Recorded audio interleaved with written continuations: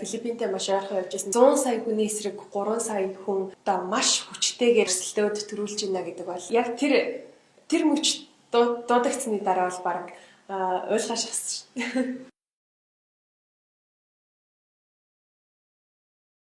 За цаашдаа хийн гэж бодож байгаа зорилго бол мэдээж жүжигчнэрээ ажиллах, ялангуяа дэлхийн хэмжээний олон том уран бүтээлүүд прожектууд дээр одоо залуу жүжигчдийн хувьд бол ажиллахыг зорж байна. Тэгээд бас нэлээд олон жилийн дараа магадгүй хөлөө олсон цагта Монголыгоо дэлхийтэй холбох гүүрэн болохыг бас хүсэж байна. Эргээд олон залуу уран бүтээлчдийг хөгжүүлэх, тэр хүмүүст одоо боломж олгох тал дээр бас хийсэн, сурсан, мэдсэн бүх зүйлээс харамгүй хуваалцахыг хүсдэг.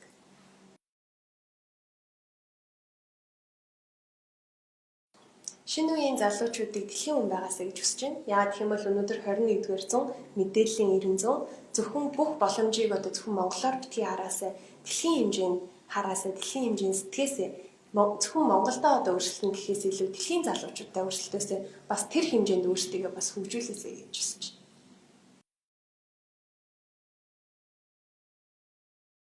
Миний хамгийн дуртай beauty product гэх юм бол уруулан өлөгч. Би уруулан өлөгчд маш дуртай. Олон төрлийн ер нь уруулын боддаг уруулан өлөгч бол цуглуулдаг.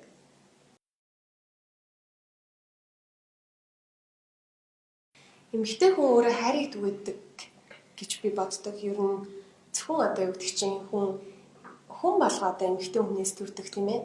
Ээжээсээ одоо тэр сайхан хийн хайрыг мэдэрч төрдөг. Тэгэл өдөр тутамдаа бид нар дандаа эмэгтэй хүнтэй, эгчтэйгээ, найз нөхдөдтэйгөө харьцахад үнэхээр одоо нэг тийм эмэгтэй хүний уян зөөлөн хайр инэрлэр дүүрэн тэр шин чанар үнэхээр хорвоог зөвлөдөг юм болов уу гэж боддог. Тийм ч учраас эмэгтэй хүн бол хайрыг түгээдэг маш ариун нандин оршихуй юм болов уу гэж боддог.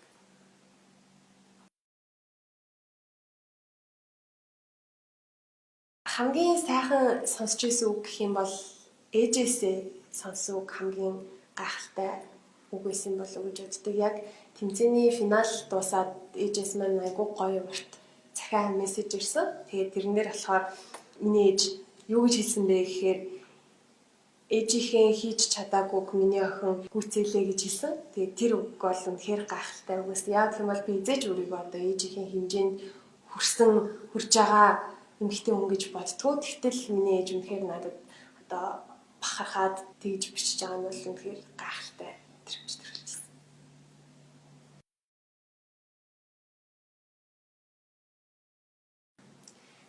За мэдээж маш олон гайхалтай загвар өмсөгчд бол төрж гарч байгаа. Тэгвэл одоо би ерөөхдөө өөрөө хуучны дуу сонсох дуртай, хуучны кино үзэх дуртай, бас дэлхийн загварын ертөнцөөс чиглэе гэсэн хуучны загваруудад дуртай төрлийн хүн.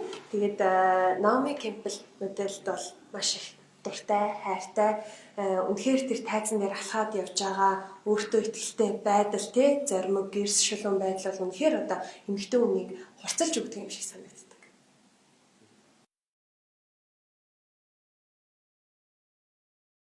Ер нь мөрөөдлөөс ухарчмаар санагдах үедээ өөртөө тэгж боддог. Хэдийн мөрөөдөлд хүрч амжаагүй байгаа ч гэлээ гэсэн энэ өдий замыг туулж энд ирчээд одоо буцаад явах гэж боддог. Тэгээ ялангуяа бусад хүмүүсийн одоо чи чадахгүй эсвэл чиний мөрөөдөл хэцүү, болшгүй, бүтшгүй гэж боддог бодол хүнийг харин ч их хурцлж өгдөг юм шиг санагддаг. Тийм ч болохоор бусад хүмүүсээс илүү их чадахгүй гэдэг үг сонсох тусмаа илүү их одоо чадснаа харин харуулна гэдэг тийм итгэл урам илүү ордог. Тийм ч учраас тэр одоо урам бол илүү хүнийг хурцлж өгж урагшин нэхүүлдэг юм шиг санагдав.